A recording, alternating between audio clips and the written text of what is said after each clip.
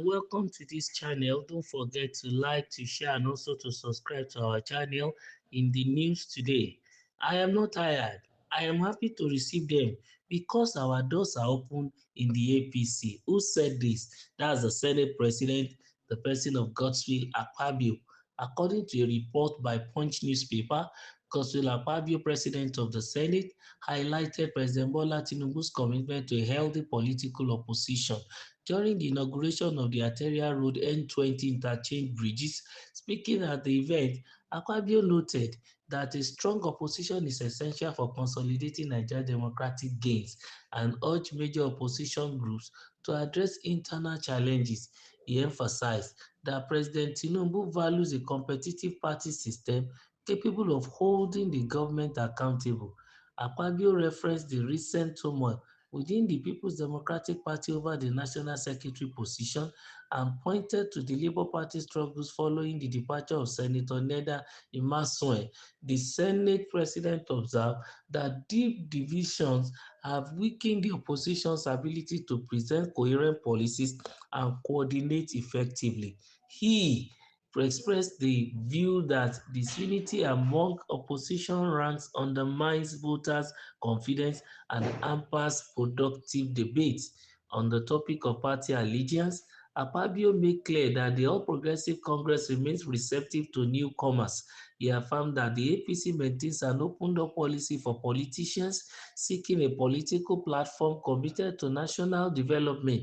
He welcomed those who have left fragmented parties, including Imasuen, and signaled that defectors will find space to contribute to governance and policy formulations within the ruling party. The Senate President concluded by calling on opposition leaders to resolve their internal disputes and demonstrate unity of purpose. He suggested that a cohesive opposition will offer constructive criticism, stimulated policy innovation, and reinforce democratic institutions. By urging the People's Democratic Party and the Labour Party to restore order, Akpabio underlined the importance of rivalry grounded in principles rather than personal ambition. He said, I am not tired. I am happy to receive them because our doors are open in the All Progressive Congress. So congratulations to Imasuen, who has decided to lead the fractured Labour Party to join the APC. The problem within the PDP and the Labour Party is really giving more ground even to APC, because as people continue to defect, even to APC in an alarming rate, is even a call for concern. Of course, Akpabio may be saying that a robust opposition is very germane, which is by the book, but is it that he really meant it deep down in his heart? Because these are things we need to look into. But whether he meant it or not, we need to pick it up as the face value and then discuss it thoroughly. What is even wrong with PDP? And what is the problem of Labour Party? Why are they all having teething issues here and there? And to even add salt into injury, the problems that are scattering each of these political parties are little things that they are supposed to settle among themselves. But this issue of ego, sentiment, power play is really affecting the PDP, and to a large extent, they are tearing the party even to shreds, to pieces.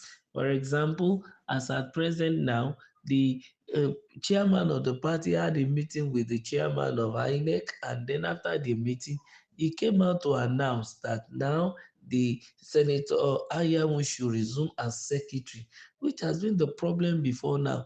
The man Ayamu was, went to contest for, I think, governorship in the state or maybe senatorial, and he failed.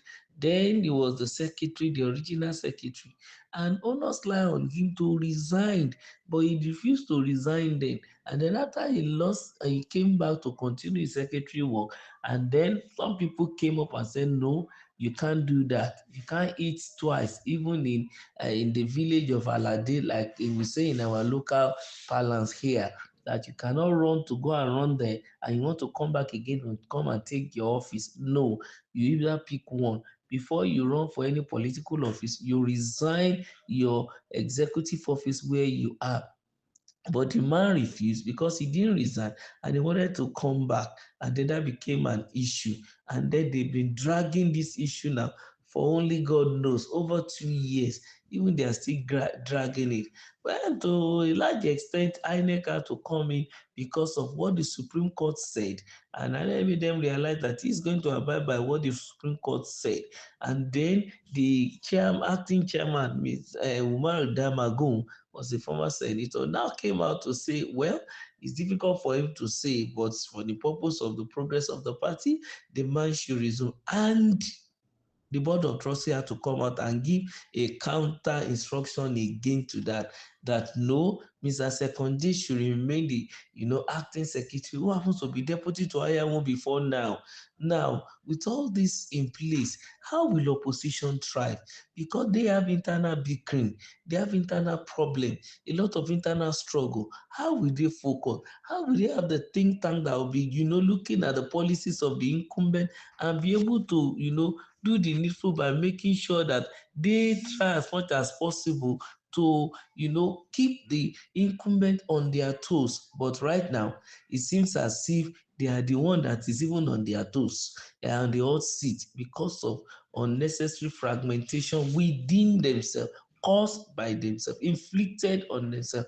The same thing in Labour Party. Before you cut a long story short, a single party become fractionalized. You are having a chairman here who is alleged to have finished his tenure, but saying no, that he finished the tenure of his predecessor who died, then he had to now start his own tenure, and also having another faction who happen to be having an interim chairman that is, going to carry them into their convention, and another faction coming up again that in as much as the court has declared the original chairman, vacant, office vacant, he as the deputy should step in, and then the whole thing scattered. Even the governor, the only singular governor they have there, they have problem with him, he has problem with them.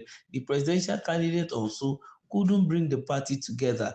All these affected the opposition, and they find it difficult to even concentrate, to be able to, tackle the incumbent government and also to put them on their toes. So I'm wondering who is on toes now. Is it the APC or the PDP and the Labour Party, the opposition? As a result of this, is they are the one giving an opportunity to an Akpabio to say that he is not tired, he is happy even to receive, more people, that the door of APC is open, and to bring in more people from the opposition onto the main, ruling party. It's a shame.